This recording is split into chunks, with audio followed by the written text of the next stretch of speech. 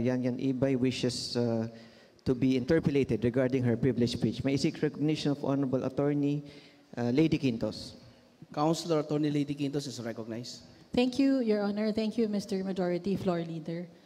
I'd like to state some of my manifestations in reference to what just Konsehal Yan Yan Ibay has delivered in her personal and collective privilege speech. First off, I would like to take, with respect to the prerogative of the City Legal Office in taking cognizance swiftly po of the complaints lodged in their office, several of which were mentioned by a good Councilor Yan Yan Ibay. With regard to several legal opinions stated, I would like to add more in relation to the subject matter po. Pursuant to the legal opinion issued by the Law Department of the Commission on Elections, sometime around September 2024 po. Let me verbatimly cite po what the Law Department of the COMELEC has expressly provided in their legal opinion. As to the inquiry on whether barangay and sangguniang kabataan officials are prohibited from campaigning for elective candidates, particularly in relation to the upcoming May 12, 2025 national and local elections, to it, Section 93 of Republic Act number 7160, or the Local Government Code of 1991, pertinently provides, Section 93, elective local officials may take part in partisan, political, and electoral activities, but it shall be unlawful for them to solicit contributions from their subordinates or subject these subordinates to any of the prohibited acts under the Omnibus Election Code. Furthermore, in a jurisprudential case of Quinto et al. Versus COMELEC, the Supreme Court, in accepting elected public officials from the ban on engaging in partisan political activity, did not make any qualification. Rather, it made a generalization that elective officials, by the nature of the office, are not covered by the constitutional ban. The intent of both Congress and the framers of our Constitution to limit the participation of civil service officers and employees in partisan political activities is too plain to be mistaken.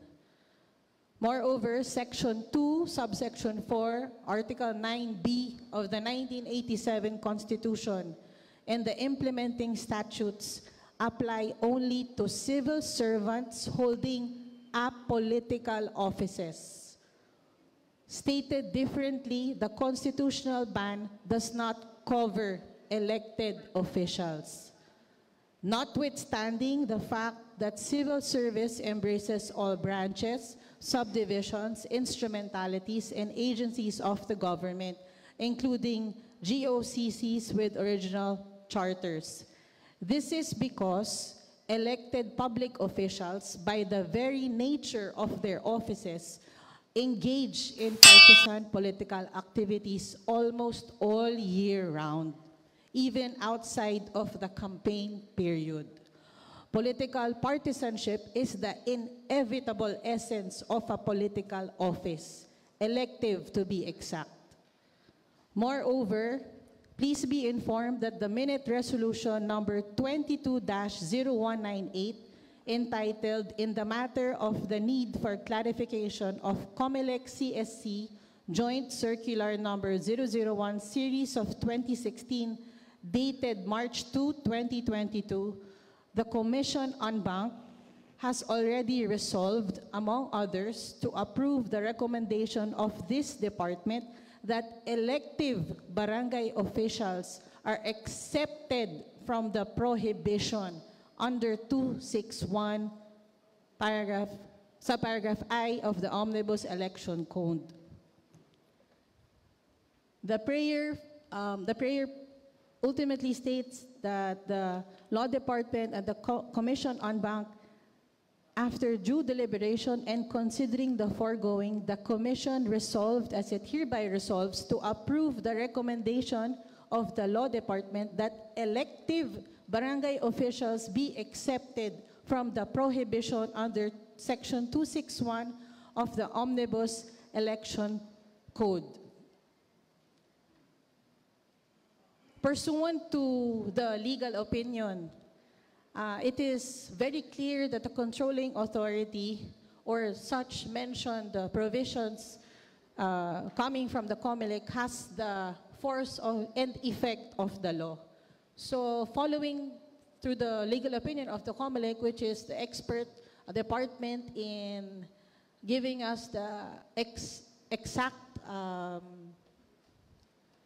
interpretation of these laws, it is very clear that elected barangay officials, whether local or national, elected barangay officials, whether SK or the barangay officials, are allowed to take part in the said partisan political activities.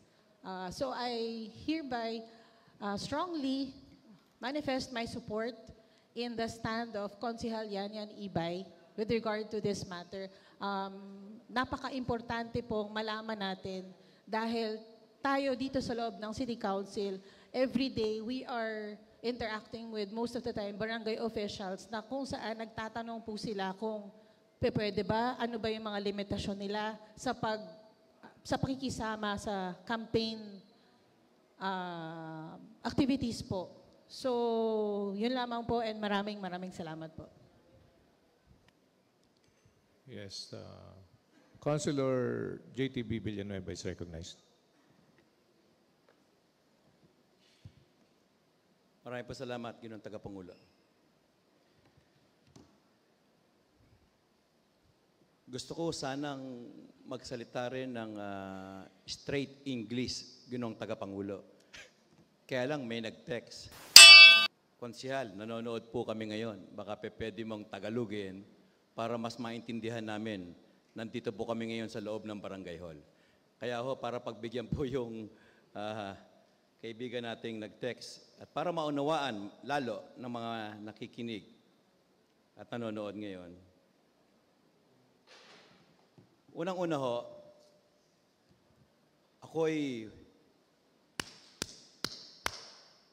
pumapalakpak, bagamat huli sa tinura ng ating SK Federation President sa kanyang malinaw, matapang na pagpapahayag ng kasagutan sa kanyang natanggap na sulat mula sa City Legal.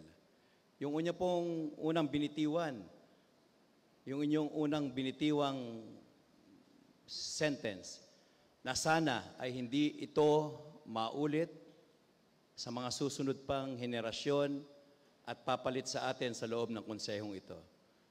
Maraming salamat doon. Upang maunawaan po siguro ng mas karamihan ngayon, ang nagaganap at tinura ng ating SK Federation President, Ginoong Tagapangulo, nakatanggap po siya ng sulat mula sa City Legal Department at siya'y pinagpapaliwanag kung bakit hindi siya dapat mabigyan ng penalty, sanction, disciplinary action o kaso sa hinaharap dahil sa umanong may anonymous na sulat na natanggap ang nasabing departamento. Ayon umano sa anonymous sulat na ito, inirereklamo ang ating SK Federation President, ang pinakabatang miyembro ng ating konseho, na siya raw ay nai-involve sa partisan political activities, taliwas sa isinasaad ng Omnibus Election Code at iba pang mga regulasyon ng ating bansa. Tama ang sagot na ginawa ng ating SK Federation President.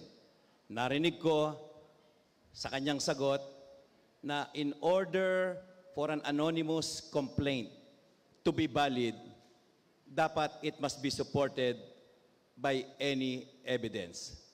Otherwise, kapag walang nakalagay na ebidensya sa anumang sulat na reklamo, ito'y maituturing na hearsay. Binasa ko po yung sinasabing anonymous. Wala naman pong ebidensyang naka-attach.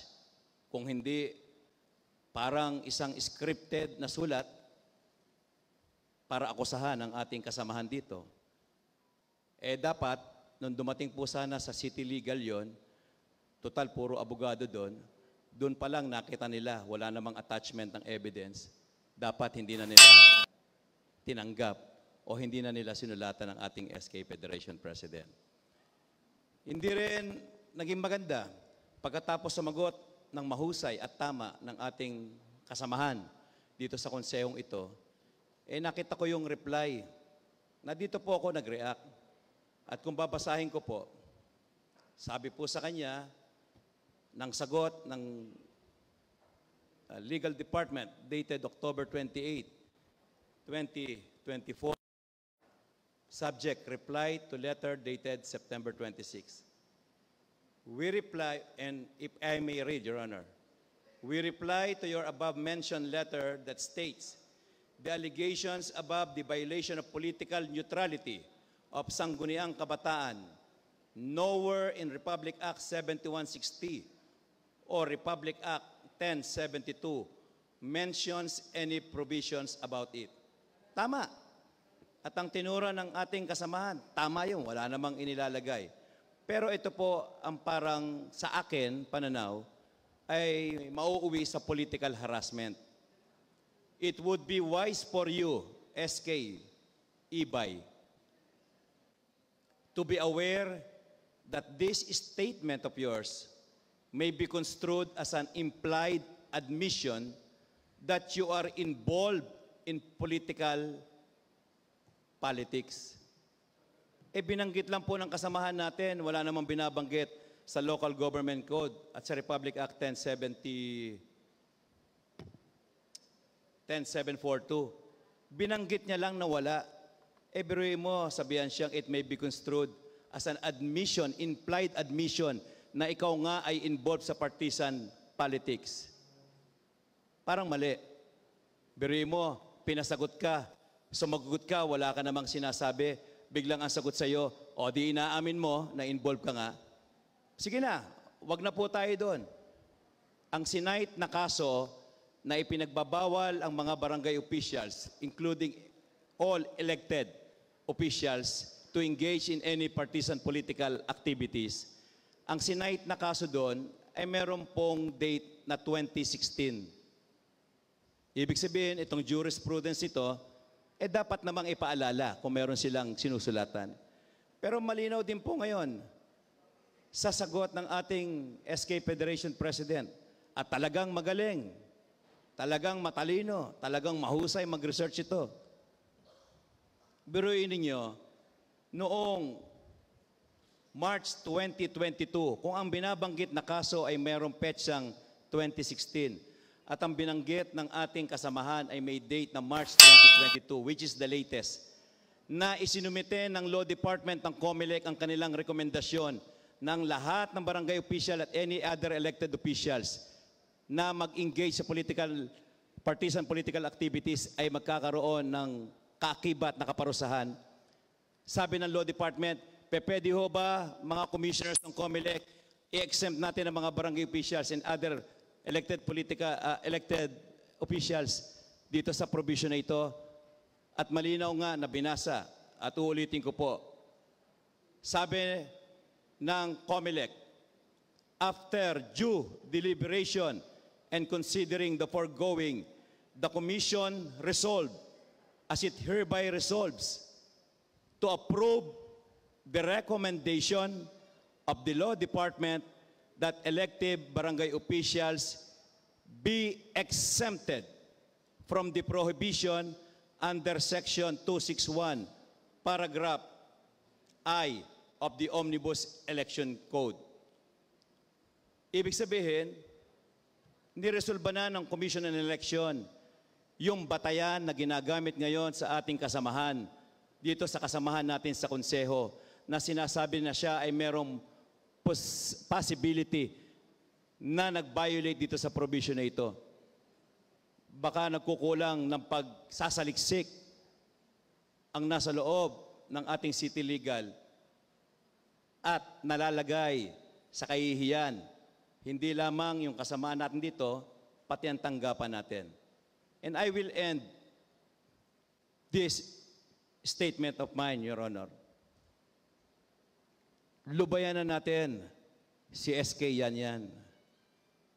Mag-concentrate na tayo sa mga trabaho natin. Tama na yung hagupit na naranasan ito ng mga nagdaang buwan. Naniniwala ang karamihan sa atin dito, marahil yung mga nakikinig at nanonood dito sa atin, na wala pong binabiolate ang ating SK Federation President. Tama ang mga tinura niya at sana pagkatapos nito ay lubayan na si SK Federation Yanyan Ibay sapagkat ginagawa niya ng tama ang kanyang trabaho bilang SK Federation President at patuloy niya itong gagawin. Huwag na natin siyang idamay sa nangyayaring tika dito sa loob ng lungsod. Maraming po salamat.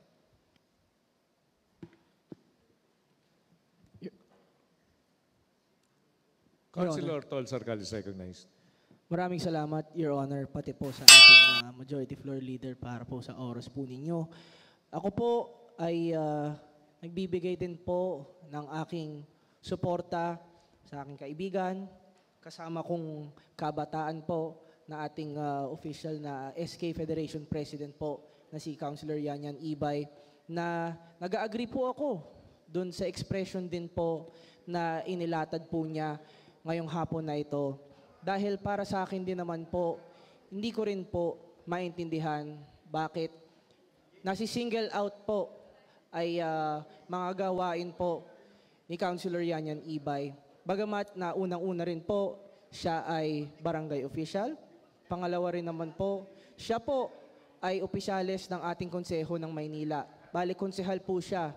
She is a public servant to the whole city. And at the same time, siya rin po ay Filipino citizen. Hindi po ba nakasama po natin ang ating City Legal Office sa pagtatrabaho rin po dito sa kabuuan ng ating lungsod po para rin naman po maproteksyonan din po natin ang isa't isa, maproteksyonan po natin ang mga nagtatrabaho po dito sa loob po ng ating City Council, sa loob din po ng ating buong City Hall. Si Councilor Yanyan Ibay po ay nag-express lang din ng kanyang displeasure din po sa pagsisingle out on a single person dun po sa paggagawa po niya ng mga activities. Pero siya rin naman po ay official dito sa ating lungsod. Pero regardless po of kanyang posisyon din naman, siya rin po ay nakakapagbigay din naman at naipakita naman po ng aking mga dalawang kasama ang legal at jurisprudence rin naman po sa pag-a-allow din naman or yung freedom po natin para makapag-express ng ating mga saloobin para po sa paglilingkod sa taong bayan. Kasama po natin, nasa itaas ko po, nasa kaliwat kanan ko po, mga iba't ibang mga barangay officials po ng ating lungsod.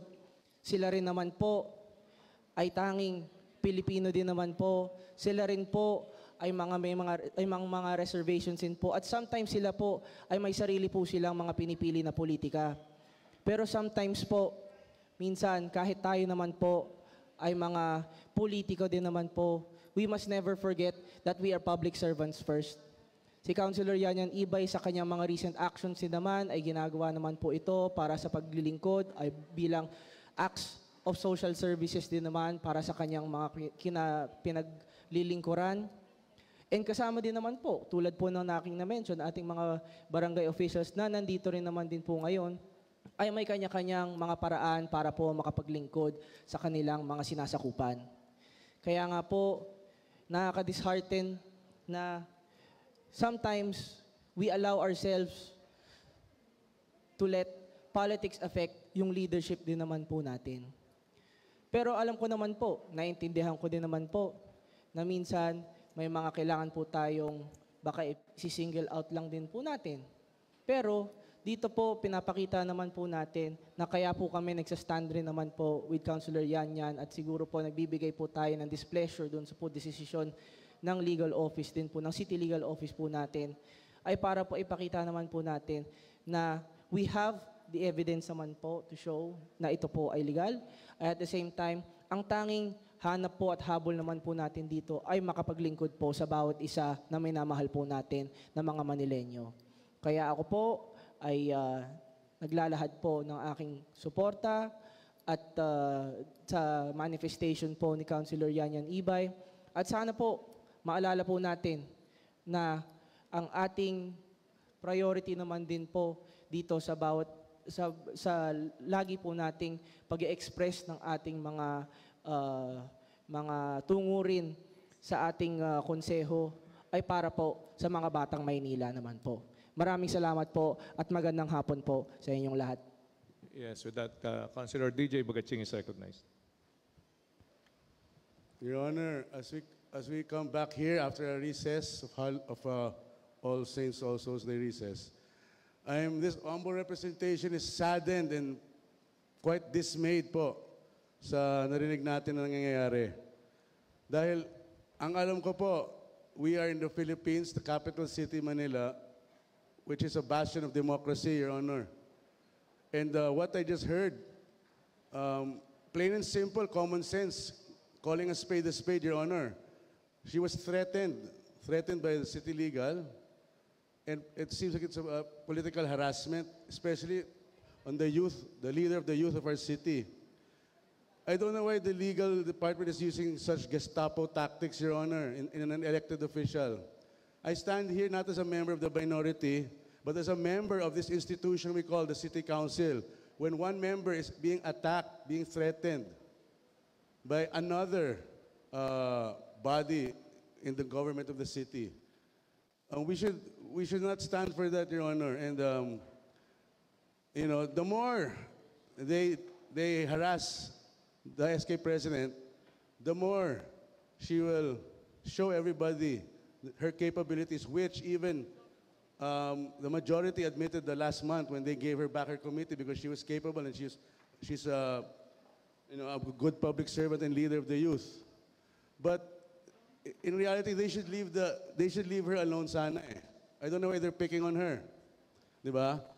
And as a member of the council, and side with her in this harassment, but it's just plain harassment. But it's also an indication that the political season is already starting. Di ba? Masyadong maaga, pero, ganun talagang politika. But as my colleague also said, we are public servants. Let's not play politics and let's do our mandate in serving the people. But, Your Honor, if our Honorable JTV clapped earlier, I'm also going to clap, standing ovation for the resilience of Honorable Yan Ibay. And we will stand beside her in this unnecessary and undue disrespect upon her, Your Honor. And with that, I yield. Thank you. Councilor Irma Alfonso is recognized. Thank you, Your Honor. Your Honor, gusto ko lang batiin si Konsehal Yan Ibay dahil she really knows where she stands and she knows her job. Dapat lang po siguro na talagang sumagot siya dahil unang-una, sana ang City Legal, dapat yun ang pinupuntahan natin kung meron tayong legal na problema. Dapat siguro hindi nila pinagpapapatulan yung mga bagay na walang basihan. Especially so, yung letter na natanggap niya, walang basihan at hearsay. Sana hindi na nila pinapatulan yon, Your Honor. Nakakalungkot kasi dapat sila yung una nating takbuhan kung meron man tayong problema na legal. Your Honor, that is just what I wanted to say, and I want to congratulate Councilor Ibay for that. Thank you. Councilor Philip Lacuna is recognized. Magandang hapon po, Your Honor. Your Honor, hindi ko po masyadong na ano po yung issue about regarding sa sinasabi po ni Councilor Yanyan. But I am here, Your Honor, standing also as a councilor, and I fully support yung ano pa man po yung sinasabing issue ni Councilor Yanyan. I'm a big admirer of the Honorable Councilor, Your Honor. And for the record, I have been councilor for 5 terms, and I think that Councilor Yanyan so far is the best SK president na inabutan ko po. Yun lamang po, Your Honor. So, in behalf of the minority and behalf as a councilor, I am in support of the Honorable Councilor representing the Sangguniang Kabataan. Thank you. Councilor Lubilosa is recognized. Thank you, Your Honor. Ako po ay nakikiisa sa sitwasyon ng ating SK chairman ngayon. Ang nasa isip ko po ay total, nasa isang gusali lang tayo, ay bakit hindi natin ipatawag ang sinumang tao na sumulat sa ating SK chairman, at nasa ganun ay harap-harapan na maitanong natin dahil katulad ng sinabi ng ating butihing Councilor Ima, tayo rin ay lumalapit sa kanila kapag tayo ay may mga problema. Ang pinoproteksyonan lang natin dito ay ating institusyon. Tayong lahat dito magkakampi. Nagkakatalaktakan tayo paminsan-minsan o madalas, pero ang pagkakaibigan at pagsasamahan ay nananatili. Kaya siguro po ay sa protection din ng ating institusyon ay magharap-harapan at magkaroon ng linaw itong bagay na ito. Yun lamang po, Ginoong Tagapangulo. With that, any last words from Councilor Yanyan Ibay? Maraming salamat po, Your Honor. I would just like to express my sadness po towards the actions po of the City Legal Office, because from my understanding po kasi ang function po ng City Legal Office is to protect the local chief executive and its body, not to prosecute them. And the action that they have just done certainly prosecutes me. Kahit na yung binigay po nilang mga batas, the laws they've cited, the jurisprudence they've cited, lahat po yun overturned na. Sana po, bago po sila maglabas ng mga ganitong letter po sa kanya-kanya mga opisyales dito sa lungsod ng Maynila, ay inaaral po nila yung mga batas. Alam niyo po, Your Honor, nung pumasok po ako dito sa City Council, lagi ko po sinasabi, gusto ko po mag-doktor. Pero sa nakikita ko po ngayon sa legal office natin ng lungsod ng Maynila, parang masarap din po pala mag-law. Kasi ang dami pong mga batas natin na binabalik ko, nilalagyan ng loophole na hindi naman dapat. The law is the law. Yun lang po ang masasabi ko. Maraming salamat po, Your Honor.